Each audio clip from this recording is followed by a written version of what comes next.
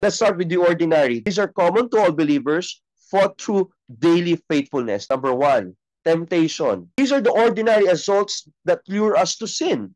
Because quite frankly, if we are in the state of grace, it's going to be difficult for the devil to affect us at all. So he starts by whispering temptations.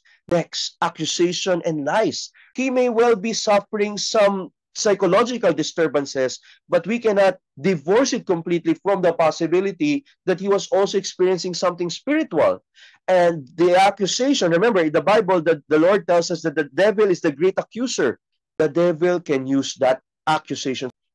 Well, sometimes you will feel relentlessly depressed. Sometimes you will doubt your capabilities. You will think of uh, different things that will make your heart go paranoid and fearful. You will be discouraged to go back to confession because you're going to think you will do this again and again. So these are all ordinary things that we put in our heads, but it may be used by the devil as a stronghold.